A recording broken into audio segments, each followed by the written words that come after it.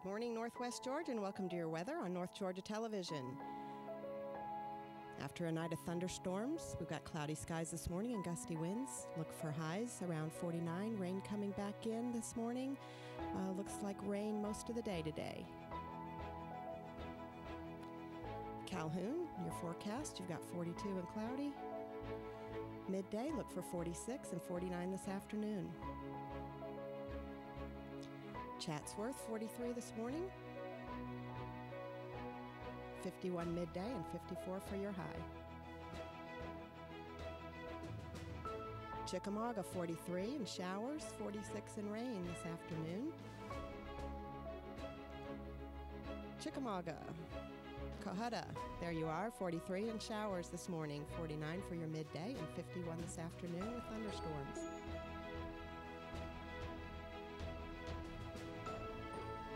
Dalton, you're at 42. 48 this afternoon and 49 for your high. And Fairmount, 41 this morning, 46 for your lunchtime temperature, and then 48 late this afternoon. Fort Oglethorpe, 43 this morning, 47 expected at noon, and 50 for your high. Lafayette starting at 42, looking at 46 for your midday, and then 48 this afternoon.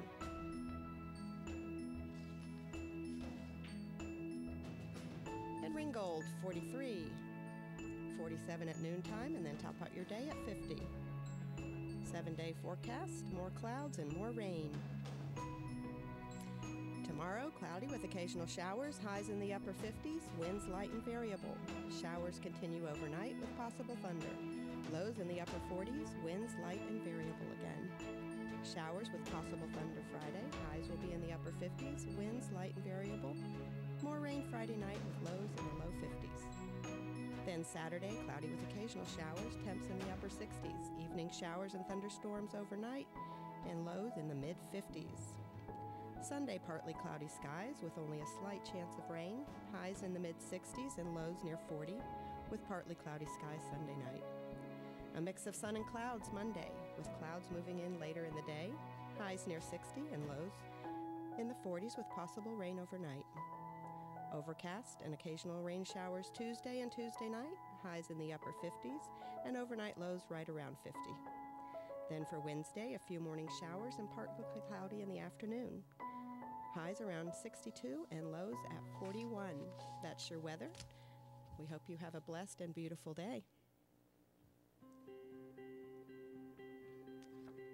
Now for the area obituaries.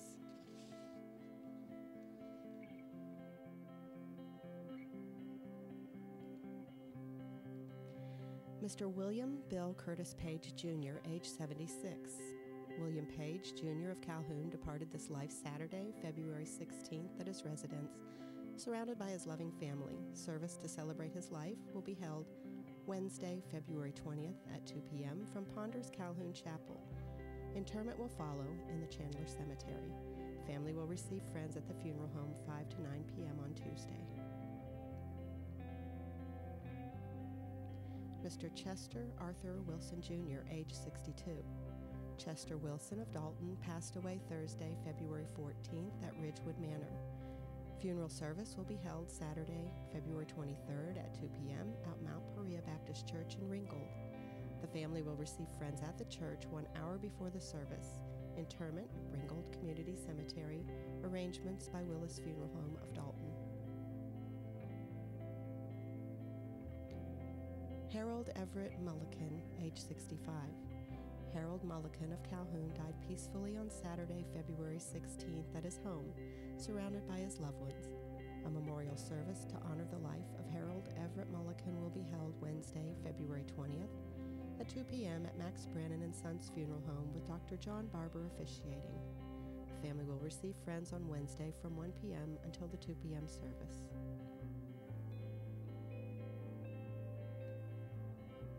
Warren D. Turner, Jr., age 69. Warren Turner, Jr. of Tunnel Hill passed away Friday, February 15th at his residence, surrounded by his family. A long resident of the Chattanooga, North Georgia area, he was owner and operator of Custom Fence Company for 40 years. The private service will be held at a later date. Arrangements are by Wilson Funeral Home in Ringgold.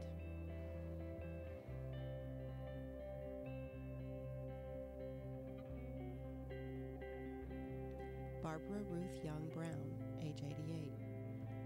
Barbara Ruth Young Brown went home to be with the Lord Saturday, February 16th.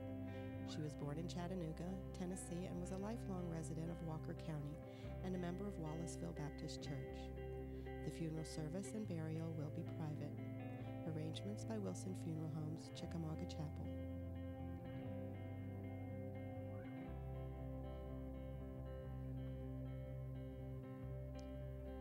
Jewel Beverly Johnson Hedges, age 76.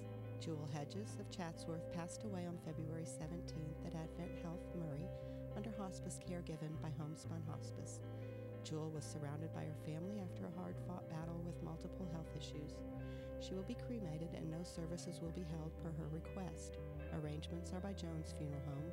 Memorials may be given to Murray County Animal Shelter in Chatsworth. Charles G. Grooms, age 65. Charles Grooms of Calhoun died Monday, February 18th at Calhoun Healthcare. A service to honor his life will be held Thursday, February 21st at 11 a.m. from the chapel of Max Brannon and Sons Funeral Home, with Hunter Quarles officiating. Burial will follow at Greenlawn Cemetery in Roswell. The family will receive friends at the funeral home Wednesday, February 20th from 5 till 8 p.m. Gwen Holman Kelly, age 86. Gwen Kelly of Flintstone passed away Sunday, February 17th. She was a member of Flintstone Baptist Church. Her funeral service will be held 11 a.m. on Wednesday, February 20th at the Funeral Home Chapel with Pastor Brent Smith officiating. The burial at Tennessee Georgia Memorial Park will be private. In lieu of flowers, contributions can be made to Flintstone Baptist Church or the Salvation Army. Sue Fletcher Clark, age 82. Sue Fletcher Clark of Fort Oglethorpe went home to be with the Lord on Sunday, February 17th. She was a lifelong resident of the North Georgia area and of the Christian faith. Her funeral will be held 1 p.m. Wednesday in the Heritage Funeral Home, Battlefield Parkway Chapel, with Dr. James Sprayberry officiating.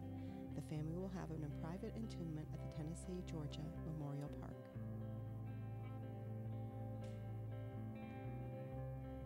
Barbara Jean Lambert, age 71. Barbara Lambert of Ringgold passed away on Sunday, February 17th at her home. She was a lifelong resident of the Chattanooga, North Georgia area. Her funeral service will be held at 1 p.m. Thursday, February 21st at the Heritage Funeral Home, Battlefield Parkway. Interment will follow at Greenwood Cemetery. The family will receive friends from 10 a.m. to 1 p.m. Thursday at the funeral home.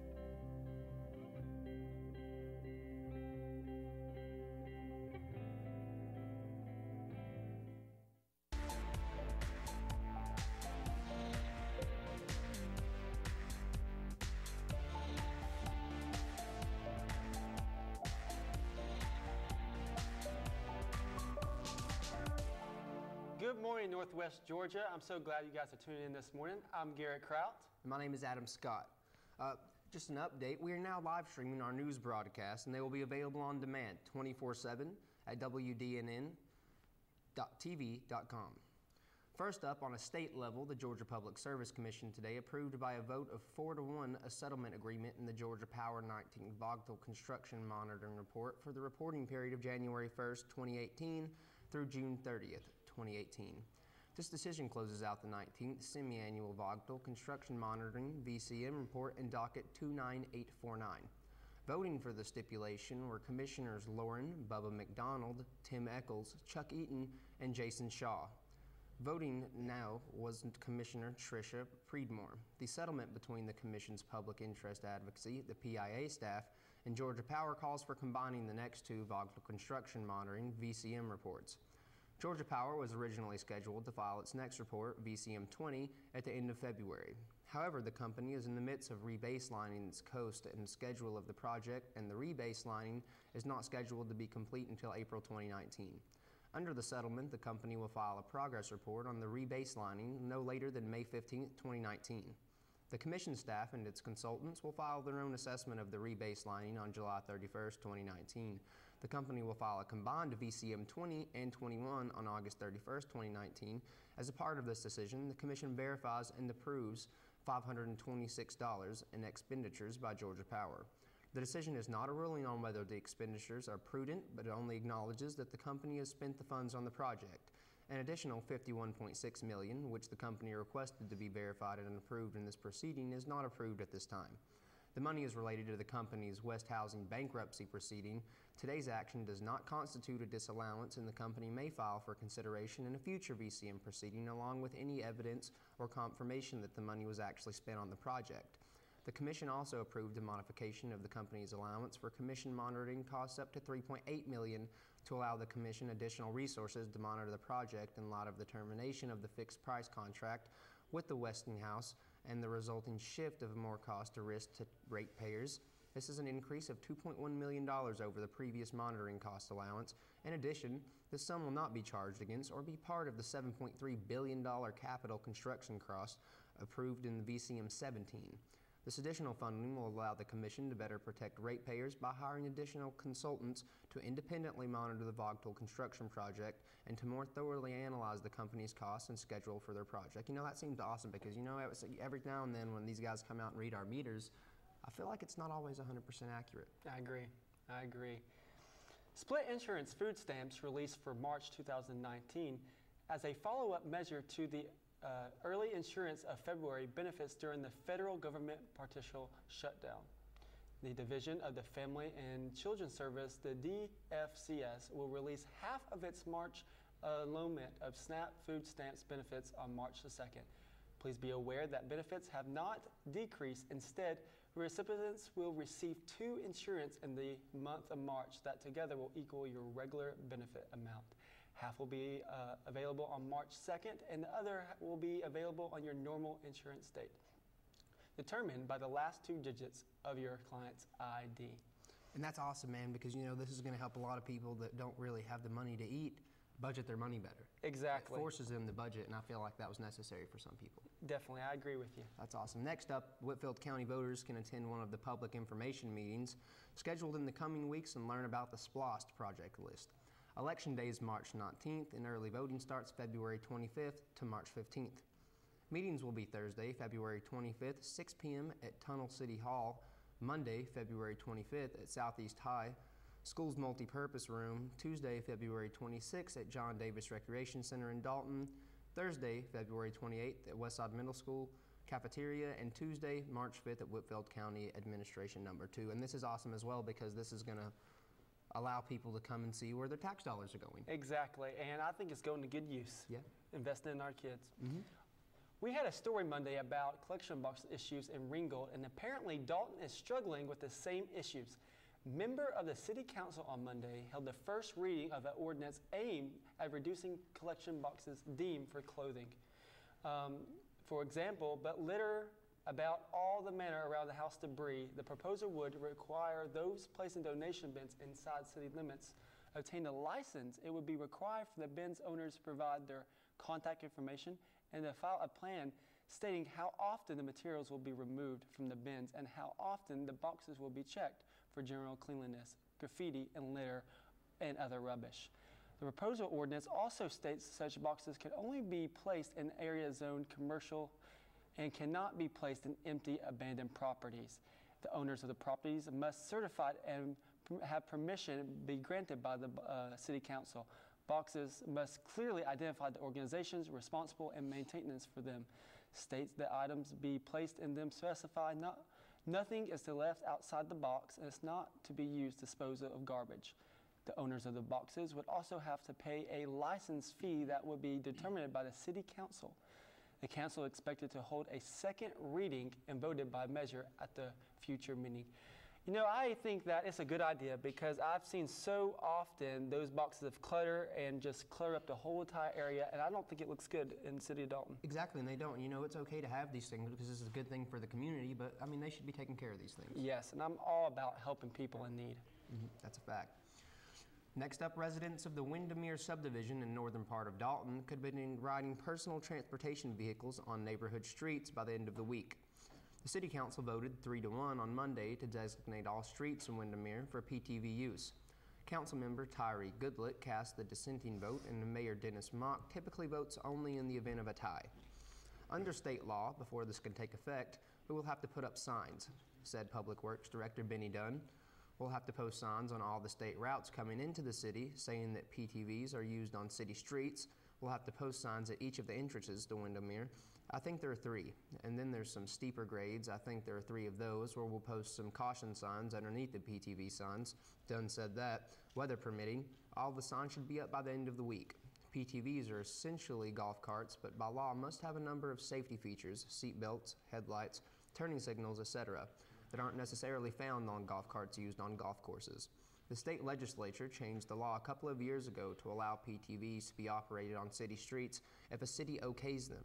Subject to certain limitations, PTVs can't be operated on federal highways, state roads, or heavily trafficked cross streets. They can only be operated on residential streets with speed limits of no more than 25 miles per hour. Council members tabled a vote on designating Windermere for PTV use 2 weeks ago, after learning of a golf cart accident in the Highland Forest subdivision in North Whitfield County that had left a Northwest Whitfield high school student injured. Council members said they wanted to make sure there are adequate safety measures in place before approving PTV use. Councilmember Denise Wood said Monday she thinks the law does provide adequate protections. Councilmember Gary Cruz noted that under state law, only licensed drivers can drive PTVs on city streets. Gary's a smart guy here, so yes, I think they're making a good decision now. They always are. Ringo appoints a financial director during the city council meeting on January 28th. The board anonymously raffled the city manager Dan Wrights appointed a Gamma House as a city financial director. House CBA is a successor, a longtime financial director. Will Berg, she began working with the city last fall and has been working closely with Berg during the last few weeks of his term. A couple of years ago, House ran Catoosa County Tax Commissioner but was defeated by Gary Artre. She active in the community, and her husband Brian is the Superior Court judge for the Lookout Mountain Judicial Circuit. Wright says Gamma has distributed a high level of professionalism that all of the directors and employees have come to contact with her to see that she served and loves to help the people by the way conducting herself. House earned her bachelor's degree in Carson Newman University and will take over the position immediately. Even though Berg will still be the city through February, she's done a job since mid-December. Probably Wright said, and she's been a great addition to the financial team. After an anonymous vote, the House thanks the council for the opportunity. Mayor Pro Tem Terry Crawford shared his excitement to have her on board. Congratulations. I'm glad she's on board. We thank you guys for tuning in here today, and we're going to have a quick commercial break.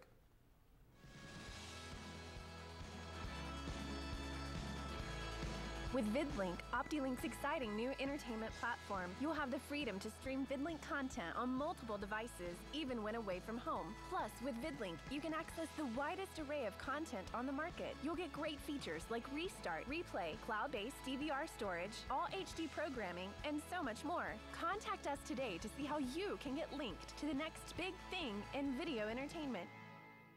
While the word cancer can strike fear at the deepest level of our souls, in the case of skin cancer, the prognosis is very good. Basal cell and squamous cell carcinomas are the most common and are not normally included in cancer statistics. Our office specializes in the diagnosis and treatment of skin cancer. If you're concerned about a mole or freckle that may be changing, give us a call. Most treatments can be performed in our office in about 15 minutes with very little discomfort.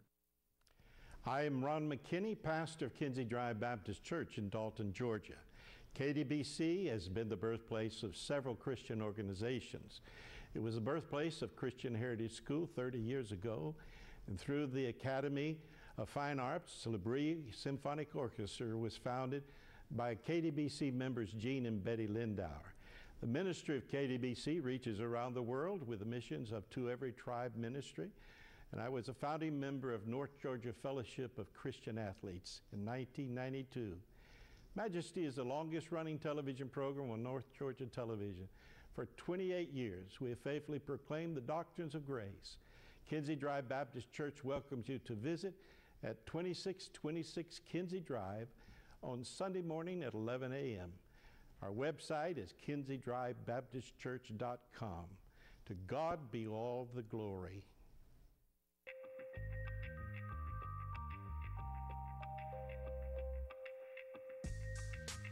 Hi guys, I'm Frank Pinson. I want you to tune in on these following show times to watch 101 with Frank Pinson. The show is based on people doing great things in and for your community, our community.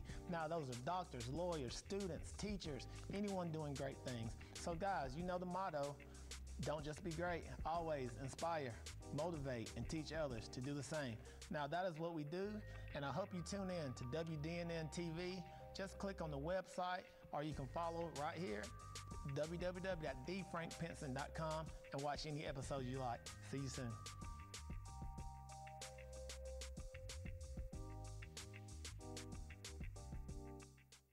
First Bank of Calhoun and First Bank of Dalton are proud to serve our communities, providing the products you need plus the personal service you expect from your hometown bank. We offer the latest technology, like customized instant-issue debit cards, InstaPay, and more. And with our experienced First Elite bankers, switching to First Bank has never been easier. Stop by and see what sets us apart. First Bank of Calhoun and First Bank of Dalton, your bank for life. Member FDIC. Hi, I'm Judy Elliott, inviting you to join me on Lifestyles for Women show on WDNN TV. This year brings exciting new topics that women like to discuss or just know more about. Subjects like ways to look and feel your very best, travel, family, health, and sometimes just fun girl talk. It's always exciting, and we invite your suggestions. Just message me on Facebook at Lifestyles for Women, or for more information or to watch us online, visit WDNNTV.com, Lifestyles for Women. Hi everyone, I'm Judy Elliott. I'm Jane Marie Wilson. And join us for our second season on Southern Sassy. This season, we are going to do a day in the life of a fireman. We learn how to belly dance and ride horses. And wear our wedding dresses. They still fit, by the way.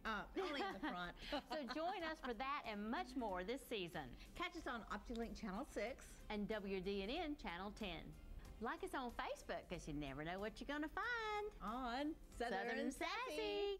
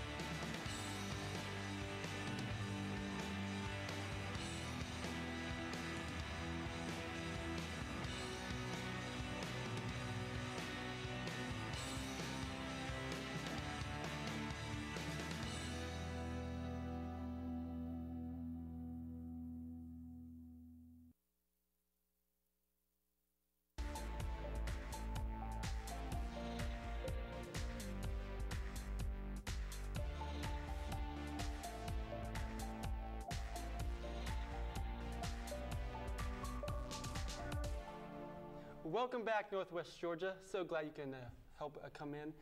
Big thanks to Asif and the guys at Dalton LED Zone for the new and improved lighting at Dalton LED Zone.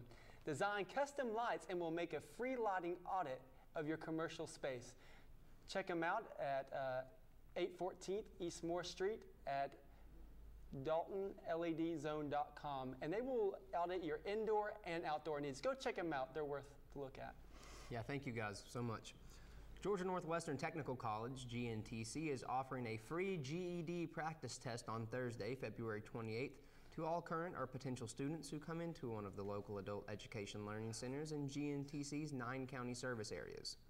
Students who take the GED Ready practice test will be able to see if they are ready to pass the GED test in a chosen subject area and can choose from reading, math, social studies, or science. The results of the GED Ready practice test will let individuals know if they are ready to pass the GED test or what skills they may need to improve on in order to pass the test. Students can also learn about classes and other resources to help them prepare for the GED test. To learn more, to schedule a free GED Ready practice test, contact any of GNTC's Adult Education Learning Centers in Northwest Georgia region. Awesome. Adult education. Now, here is where you're going to be able to get a hold of these guys, and that's, I'll just give you some phone numbers. The Catoosa County number would be 706-965-6155. Gordon County being 706-624-1111. Murray County being 706-272-2909. In Walker County, 706-764-3679. Whitfield, 706-272-2909. In Georgia, Northwestern Technical College provides a quality workforce education to the citizens of Northwest Georgia. Students have the opportunity to learn an associate's degree, diploma, or certificate in business, health, industry, or in public service career path. The past year, 12,785 people benefited from the GNTC credit and non-credit programs. With an annual credit enrollment of 7,499 students, the GNTC is the largest college in Northwest Georgia. The GNTC has additional enrollment of 5,286 people through the adult education, continuing education, business, and industry training, and the Georgia's Quick Start. For more information, GNTC, visit www.gntc.edu. GNTC is a unit of the Technical College System of Georgia and an equal opportunity institution. You know, and that's awesome to see the communities out here trying to help people do better. Yes, definitely. It's great. Next up, Wes Finney, Dalton High School drama teacher, was recently named the Outstanding Theater Educator of the Year at the Georgia Thespians Conference. He was nominated for the award by Anna Grace Rogers, a senior and four-year participant in the drama program at the high school. She said a big reason the program has seen a surge in growth during her time is the passion and guidance supplied by Mr. Finney. Finney has taught at Dalton High since 2007, and the first year he took students to the Georgia Thespians Conference in 2008, only 8 students went. This year, he took 63 students, and the Dalton High players were selected to perform their award-winning presentation of The Pirates of Peasants. For about 6,000 fellow student actors from across the state, the award was presented at the conference by Rogers. Finney said the award was very special because it comes from his students. He also gave credit to fellow teachers Amanda Hawkins, a stage manager and an assistant manager, and Laura Knox, costume designs, as well as multiple students who have taken on significant roles behind the scenes, and all the parents who led their support. Before coming to Dalton High, Finney, who also teaches Advanced Placement U.S. History, spent 13 years as the managing director of the Artistic Civic Theater. He also spent time as an adjunct professor at both Dalton State College and the University of Tennessee at Chattanooga, and as a paralegal working for Judge Jack Pratchett. Dalton High Principal Steve Bartow described Finney as tireless and always active, saying it's obvious he cares about his students and strives to build strong relationships with them. The next Dalton High Players production will take stage April 11th to April 14th, Me and My Girl. That's awesome. Hope you can attend, Adam. Yeah, hopefully it'll be nice. Awesome. Well, coming up this week today, the Downtown Dalton Development Authority Board meets at 8 a.m. at the Dalton Freight Depot. Park Creek School has a school council meeting at noon. Civil Conversation Climate Change is present by Dalton State College at 6 p.m. in room 201 of the Roberts Library on campus. The panelists include Jean Musco, Associate Professor of Biology, Ken Engliger, Professor of Political Science, Garen Evans, Associate Professor of Economics, Matt Hips, Associate Professor of Politics of Science, and Betsy Whitley, Librarian. This event is free and open to the public Thursday. A AARP driver safety class this Thursday for ages 25 and plus, but geared for seniors for 50 and older. Dalton Whitfield Senior Center, 9 a.m. to 3:30 p.m. The cost is $15 for AARP members and $20 for non-members. The class size is limited to 30. The instructor is certified volunteer AARP instructor Jim Dashler, enrolled at the Senior Center, or call 706-278-3700. Well, Garrett, that about wraps up our time for today. We thank you guys for tuning in here at Northwest Georgia at WDNN. My name is Adam Scott. And I'm Garrett Kraut. Remember, guys, stay classy.